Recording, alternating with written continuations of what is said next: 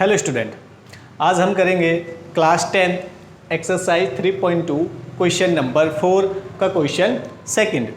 इस क्वेश्चन में क्या करना है, which of the following pair of linear equations are consistent and inconsistent, if so find the solution graphically. दो equation हमें गिवन है, इन दोनों इक्वेशन में से हमें ये बताना है कि क्या ये दोनों कंसिस्टेंट है या इनकंसिस्टेंट। कंसिस्टेंट और इनकंसिस्टेंट का मतलब होता है, कंसिस्टेंट का मतलब संगत और इनकंसिस्टेंट का मतलब असंगत।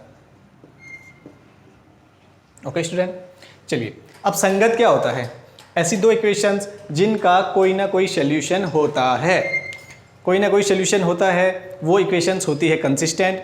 और जिन इक्वेशंस का कोई भी सॉल्यूशन नहीं होता वो होती है इनकंसिस्टेंट, मतलब असंगत।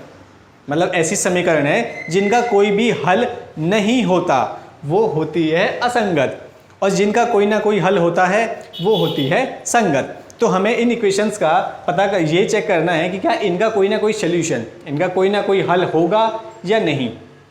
तो चलिए सबसे पहले इन दोनों इक्वेशंस को हमें कंपैरिजन करना होता है।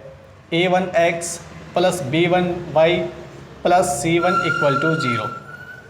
इस इक्वेशन से फर्स्ट वाली इक्वेशन को कंपैरिजन करेंगे, फिर a2x plus b2y plus c2 equal to 0।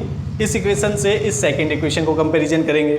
चलिए देखिए, जिन इक्वेशंस को हमें कंपैरिजन करना है उसमें इक्वल में है 0, और जिन इक्वेशंस को, जिन समीकरणों को कंपैरिजन करना है उसमें इक्वल में तो 0 नहीं है। तो मतलब पहले इसको सॉल्व करना होगा, थोड़ा सा इक्वल में 0 होना चाहिए।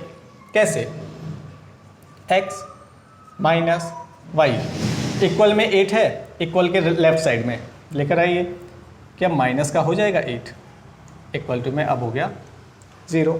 सेम यहाँ पर भी 3x माइनस 3y इक्वल में 16 है, माइनस में आ जाएगा इक्वल टू में 0। 16 है, लेफ्ट साइड में आ गया तो माइनस का हो गया, अब इक्वल में 0 0 हो गया। अब आप कंपैरिजन मतलब तुलना कर दीजिए, x की जगह पर x है, a1 की जगह पर यहाँ पर क्या है, कुछ भी नहीं, तो मतलब 1, a1 की वैल्यू हो गई 1। जहाँ पर a1 की जगह कुछ भी नहीं होता वहाँ पर 1। चलिए y की जगह यहाँ पर y है, b1 की जगह क्या है, कुछ भी नहीं, तो मतलब 1। पर ये जो 1 आएगा वो माइनस का 1, माइनस भी है आगे। ओके स्टूडेंट, c1 की वैल्यू -8। सेम ऐसे ही यहाँ पर x की जगह पर x है, a2 की जगह क्या है 3, y की जगह y, b2 की वैल्यू है -3 और c2 की value -16। a1 b1 c1 a2 b2 c2 की वैल्यू पता चल गई।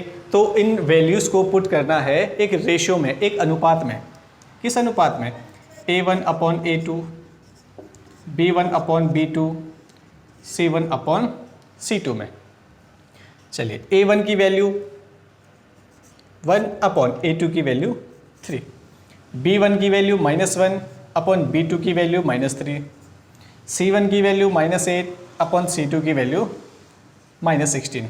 कुछ कैंसिल हो रहा है, यस, माइनस से माइनस कैंसिल, माइनस से माइनस कैंसिल, 8 1 जा 8, 8 2 जा 16, 1/3, यहाँ से भी 1/3, यहाँ से 1/2। फर्स्ट वाले दोनों इक्वल है, लास्ट वाले इक्वल नहीं है। लास्ट वाले मतलब b1 अपॉन b2 इक्वल नहीं है c1 अपॉन c2 के, ये दोनों इक्वल है। जब b1 अपॉन b2 इक्वल नहीं होता c1 अपॉन c2 के, मतलब लास्ट वाले इक्वल नहीं होते, तो उन दोनों इक्वेशंस का जो है कोई भी सॉल्यूशन नहीं होता, नो सॉल्यूशन। और जिन इक्वेशंस का कोई भी सॉल्यूशन नहीं होता वो इक्वेशंस होती है इनकंसिस्टेंट, मतलब संगत।